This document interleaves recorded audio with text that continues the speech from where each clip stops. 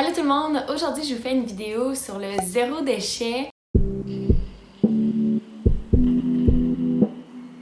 J'ai vraiment l'impression que qu'est-ce qui est mis de l'avant, surtout dans les dernières années, c'est le fait que pour être zéro déchet, il faut s'acheter comme tous les accessoires zéro déchet. Par contre, je trouve vraiment pas que c'est vrai. Puis le but de ma vidéo aujourd'hui, c'est vous montrer qu'est-ce que j'utilise vraiment au quotidien qui m'a aidé à être plus zéro déchet, qui m'aide encore aujourd'hui à l'être ou qui m'a aidé à changer certaines habitudes et à les tenir. Donc non, ce n'est pas vrai que pour être zéro déchet, il faut acheter absolument toutes les choses zéro déchet. Même au contraire, c'est pas pantoute zéro déchet. Donc aujourd'hui, je vous présente 11 items zéro déchet que j'utilise. Premièrement, une habitude que j'ai changée, c'est que j'achète plus mon pain à l'épicerie parce que ça vient dans des sacs de plastique puis ça me gosse. J'achète ça à la boulangerie. Et pour garder son pain sans que ça devienne tout sec et tout ça, j'utilise un sac en coton. Puis je trouve que les sacs en coton, comme les marques zéro déchet habituelles, sont quand même chers honnêtement. J'avais ce sac en coton-là que j'utilisais pas.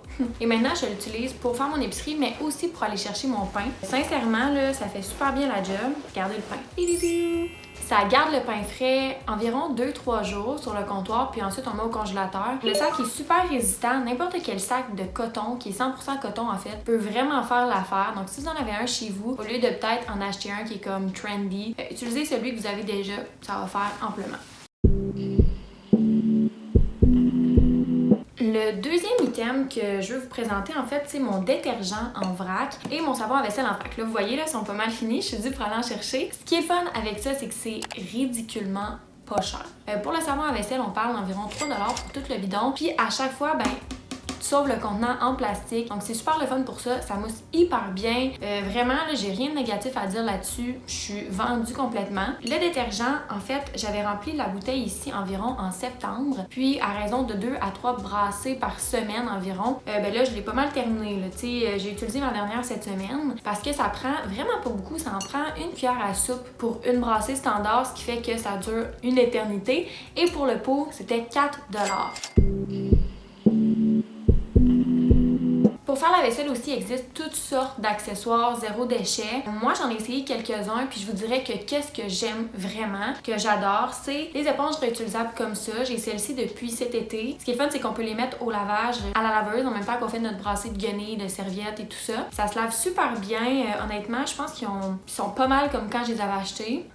Ils sentent bonnes. Puis il y a un côté un petit peu plus abrasif puis un côté plus soft. Puis ça l'évite qu'on achète et qu'on jette les espèces de petites éponges vertes qui durent genre une semaine. Et pour faire ma vaisselle, j'utilise cette brosse-là que le manche et la brosse est compostable. Je me souviens plus si les poils le sont. Je pense que oui. Donc, à chaque fois, on peut juste racheter la tête. Par contre, là, moi, je l'ai utilisé depuis août-septembre, puis je vous dirais qu'à tous les jours, parce qu'on n'a pas de lave-vaisselle, je vous dirais que là, elle est pas mal due pour être changée, mais je vais réutiliser la tête pour autre chose. Puis le reste, je vais le composter, puis ça, je pense que ça va au recyclage. Donc, vraiment, ces brosses-là sont à peu près 8$. Ça remplace la brosse de plastique habituelle. Ce que j'aime de cette brosse-là, c'est que les poils sont pas trop mous. Donc, ça vient vraiment laver comme il faut la vaisselle, puis déloger les saletés quand il y en a qui sont collés sur la vaisselle. Le quatrième thème, c'est la Diva Cup. Et là, je ne vais pas vous la montrer parce que je la porte présentement. Quand même, c'est une preuve que j'adore ça. La Diva Cup, la gang, c'est un game changer. C'est incroyable. On la sent pas. C'est vraiment facile une fois qu'on a compris le principe de l'utiliser. C'est vraiment moins pire que qu'est-ce qu'on pense. Ce qui est fun aussi avec la Diva Cup, c'est qu'on peut la garder longtemps. Donc moi, honnêtement, depuis que j'utilise la Diva Cup, ça a complètement révolutionné mes règles parce qu'on peut la porter n'importe où, n'importe quand, puis on n'a même pas l'impression qu'on est dans notre semaine. Donc vraiment, là, je vous recommande fortement la Diva Cup. Un autre accessoire que j'apprécie particulièrement, c'est mon petit kit d'ustensiles que je traîne partout. Là, ça n'a pas besoin d'être en bambou, que ça soit clair. Si vous utilisez des ustensiles que vous avez déjà chez vous, c'est encore mieux. Donc moi, j'ai 2 kits. J'en ai un en bambou que j'ai reçu à Noël, puis j'en ai un en plastique, des ustensiles que j'avais chez moi, que je garde dans cette petite pochette-là. J'en traîne un dans mon sac d'école, puis un dans ma sacoche, ce qui fait que j'ai tout le temps des ustensiles, peu importe où je vais. Donc quand je veux manger une poutine, par exemple, ou quelque chose dans un restaurant fast-food ou dans n'importe quel restaurant, puis qu'il y a des ustensiles en plastique, j'utilise les miens, ce qui fait en sorte que ça enlève un petit déchet à quelque part. Donc ça, c'est un petit geste vraiment banal à ajouter dans sa routine qui fait, selon moi, toute la différence si tout le monde l'applique dans son quotidien. Ensuite, des guenilles. Puis là, je vous vois venir, vous dites, hein, pourquoi c'est zéro déchet des guenilles? Parce que moi, en fait, je les utilise vraiment pour tous les dégâts, pour laver mes comptoirs, etc. Donc pour moi, ça remplace vraiment l'usage des essuie-tout. On n'achète pas d'essuie-tout, puis on dirait que je trouve vraiment que c'est un peu de l'argent dans le vide, puisque on peut utiliser des guenilles en fait pour ramasser les dégâts. Puis il existe aussi des essuie-tout réutilisables que je voudrais peut-être me procurer pour justement peut-être comme me laver la bouche quand que je mange, parce que ça c'est un peu moins le genre de truc qu'on va utiliser pour ça. Mais honnêtement, je les adore, sont faites à la main en plus, sont solides, sont résistantes, ils se lavent super bien et sont de couleur foncée aussi, donc quand on ramasse des dégâts, j'ai l'impression que ça se tache vraiment moins. En tout cas à date, ils sont vraiment pas tachés là. Donc voilà, petite alternative aux essuie-tout. Je vous parle maintenant du Last Swab. Moi, c'est une copie, c'est pas un vrai Last Swab. Ça s'appelle Eco Swab. Donc ça sert à laver les oreilles. Donc c'est un petit compartiment comme ça qu'on pousse. Et on a un cure-oreille à l'intérieur. C'est sûr qu'au début, je vous mentirais si je vous disais qu'il n'y a pas d'adaptation. C'est pas comme les cure-oreilles standards. Comme je vous dis, ça prend un peu d'adaptation parce que c'est pas la même texture. Mais une fois qu'on s'habitue, c'est super facile d'entretien. Donc, il suffit de laver avec un peu de savon là, standard, là, de l'eau savonneuse. Puis, ça se range dans son compartiment. Donc, c'est super hygiénique, facile à transporter partout où on va aussi. Et c'est pas très cher. Donc, c'est environ une dizaine de dollars. Puis ensuite, on l'a toute notre vie. Donc, si on considère toutes les boîtes de cure-oreilles qu'on achète, au bout du compte, on est vraiment gagnant.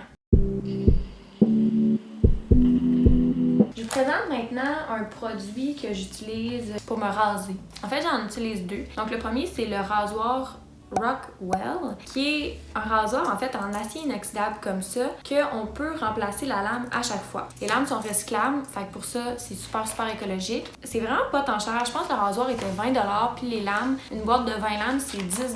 Donc au bout du compte, c'est super écologique. Le rasoir, selon moi, va me durer toute ma vie, tant et aussi longtemps que la compagnie va continuer de faire des lames, et c'est une compagnie qui existe depuis longtemps. Donc soyez rassurés. Et l'autre chose que j'utilise, c'est ça fait des années que j'utilise ça. C'est mon Silk Epil, donc c'est une petite machine là, qu'on part, on branche dans le mur, puis je fais mes jambes avec ça et tout. Donc c'est sûr que ça utilise plus d'énergie que Monsieur le rasoir. Par contre, c'est pas comme un rasoir qu'on jette à chaque fois.